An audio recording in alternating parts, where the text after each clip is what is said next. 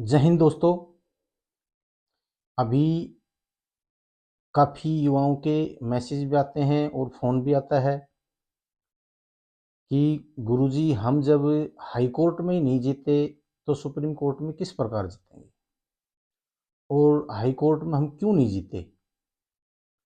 देखो, एक तो ये बात है कि जो हाई कोर्ट के अंदर हमारी जो गलतियां रही हैं वो क्या क्या रही हैं।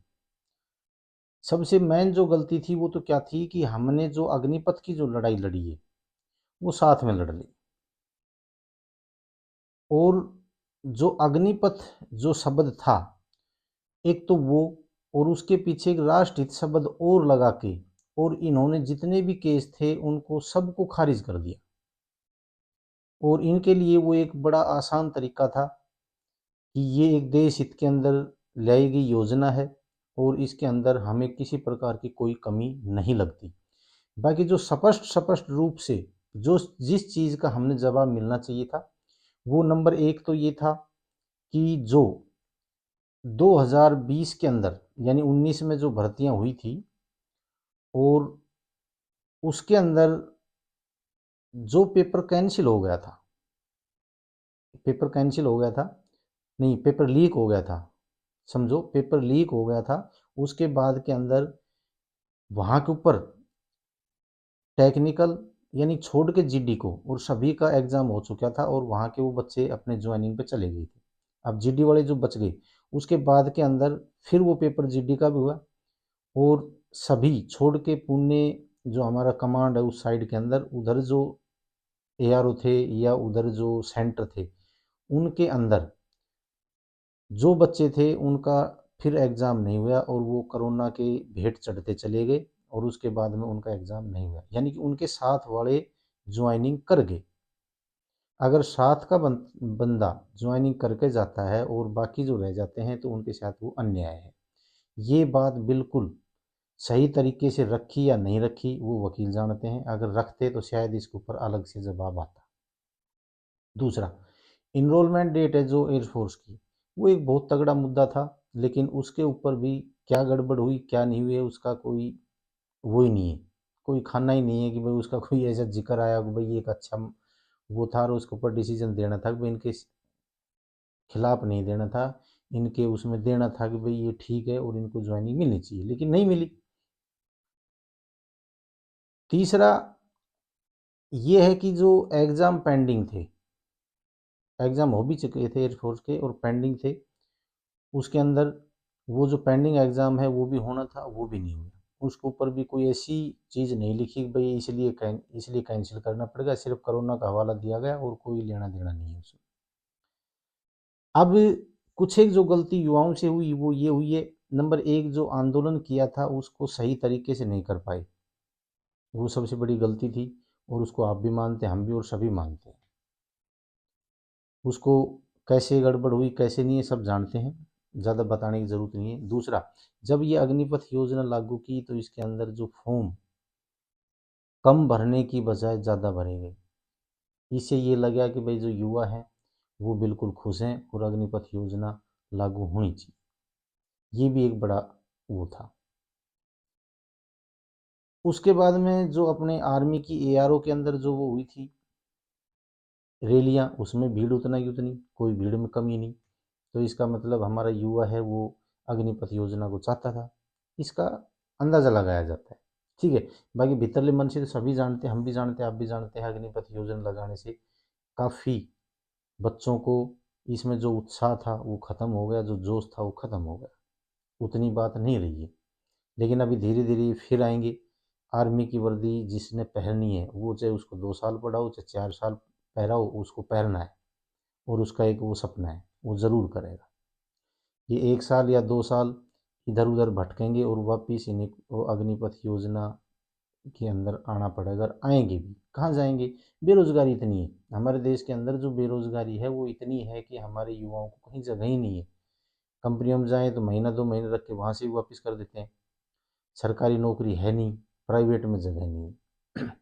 तो लास्ट के अंदर यही चारा दिखता है, और कोई चीज़ ऐसी दिखती नहीं। बाकी हम ये नहीं कहते अग्निपथ योजना सही है, नहीं, इसका रिजल्ट तो आएगा जब 4 साल बाद हम बताएंगे कि ये सही है या गलत है, या आप भी देख लेंगे। दूसरा,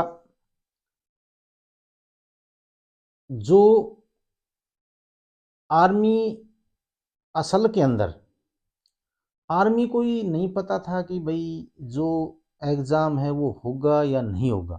क्यों नहीं पता था, इसके मैं कुछ एक चीज़ बताता हूँ आपको जो नहीं होनी चाहिए थी अगर आर्मी को पता होता तो। नंबर एक, कुछ एआरओ थे, यानी तकरीबन एआरओ थे, जब ये चीज़ अग्निपथ योजना का जो सिस्टम आया था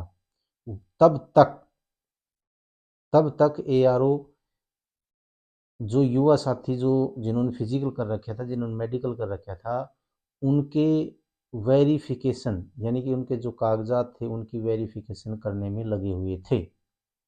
और नहीं लगे हुए तो आप बता सकते। अगर उनको ये पता होता कि भाई अभी ये एग्ज़ाम कैंसिल है और ये एग्ज़ाम रद्द है, अब नहीं होगा, तो वो वेरिफिकेशन नहीं करते। दूसरी बात, सेंटरों के अंदर भर्ती हो चुकी थी एक एक और उनका एग्ज़ाम नहीं हुआ था, और उन्होंने 6 महीने बाद में या 7 महीने बाद में 8 महीने बाद में दोबारा से भर्ती करी थी। और जो भर्ती की थी वो इसलिए की थी कि भाई इसका भी और उसका भी टेस्ट एक साथ हो जाएगा। अगर उनको ये पता होता कि ये पेपर ये एग्ज़ाम रद्द होगा तो वो दूसरी भर्ती नहीं करते। उनका दूसरी भर्ती करने का कोई तुक नहीं बनता है। लेकिन उन्होंने दूसरी भर्ती क्यों की? क्यों? उन्होंने पता ही नहीं था इस बात का वो सरकार क्या कर रही है, क्या गुल खिला रही है, क्या नहीं खिला रही है। बड़े जो अधिकारी थे वो और सरकार मिलजुल कर इस काम को कर रही थी। और तब तक हमारे नीचे वाले जो ये एआरओ हैं, जो हमारे सेंटर के हैं, इनको किसी को ये नहीं पता था कि अग्निपथ योजना लागू होगी और ये जो पीछे वाला पेपर है, एग्ज़ाम है, ये रद्द होगा। और हकीकत में ही नहीं पता था। ये पॉइंट भी अगर कोर्ट के अंदर रखे जाएंगे तो इनका भी असर पड़ता है। एक एक छोटे छोटे पॉइंट लेके चलने पड़ेंगे। दूसरा, अभी कुछ एक बंदे बोल रहे हैं कि मार्च के अंदर फैसला आ जाएगा। देखो भाई, मार्च के अंदर फैसला नहीं आएगा, अब मानो या चाहे ना मानो। अभी तो आपकी जो कोर्ट के अंदर जो आप ये लगाएंगे, जो केस आप डालेंगे सुप्रीम कोर्ट के अंदर, तो इसके अंदर आपको डेट मिलेगी। अभी तो सुनवाई की डेट मिलेगी। और हो सकता है तो पहली डेट के ऊपर अगर आपको डेट आगे मिलती है तो समझो कि आपका केस को सुना जाएगा। और उसके बाद में अगर केस के ऊपर आप अच्छी तरीके से लड़ाई लड़ेंगे, आपके वकील अच्छी तरीके से लड़ाई लड़ेंगे, तो आप हो सकता है कि केस आप जीत जाएं। गारंटी कोई नहीं दे सकता। पॉजिटिव रहो। पॉजिटिव रहने के लिए तो केस कर रहे हैं, वो तो रहना ही है। लेकिन जो चीज़ हमारे हाथ में नहीं है उसके लिए हम गारंटी नहीं दे सकते कि हम जीतेंगे। हमारे को पॉजिटिव रहना है। हमने इतनी लड़ाई लड़ी है तो हमारे को और 2 महीना या 3 महीने या 4 महीने या 6 महीने के लिए लड़ाई लड़नी पड़ेगी। और उसके बाद में भी अगर आपके हक में कोई चीज़ नहीं आती है तो आप कुछ नहीं कर सकते, हम भी नहीं कर सकते, आप भी नहीं कर सकते, और जो आपके साथी हैं जो आपके लिए इतनी वो कर रहे हैं वो भी कुछ नहीं कर सकते। बाकी हमारे जो चीफ जस्टिस हैं उसके पास में अगर ये केस जाता है तो संभावना है, ज़्यादा संभावना है कि हम जीत जाएं। लेकिन गारंटी नहीं है कि हम जीत जाएंगे।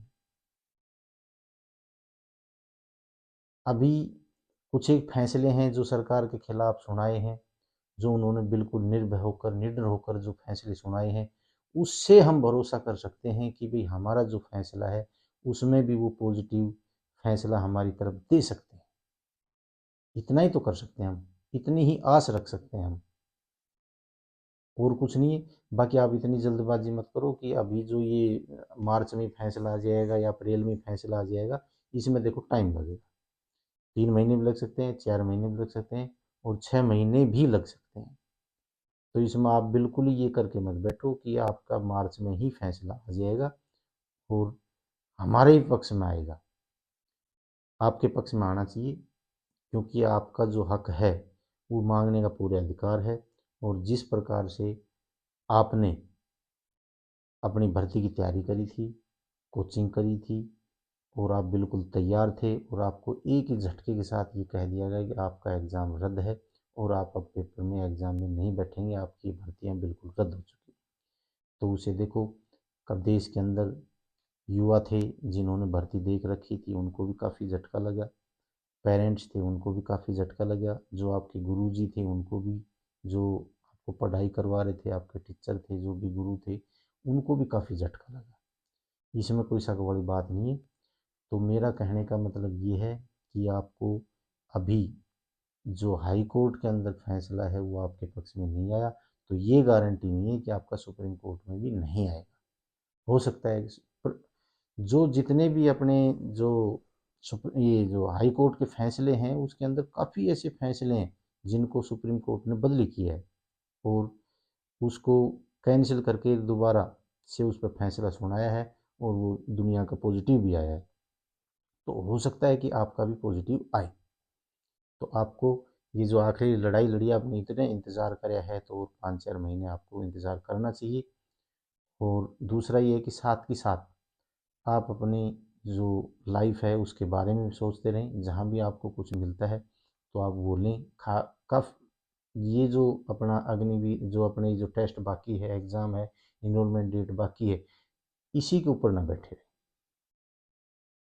आपको अगर ये आ जाता है तो आप इसके अंदर अपने एग्ज़ाम में बैठें, इनरोलमेंट डेट मिलती है तो बहुत बढ़िया बात है, और नहीं मिलती है तो आपको अपनी लाइफ के बारे में सोचता रहना चाहिए। मेरा यही कहना है। जय हिंद।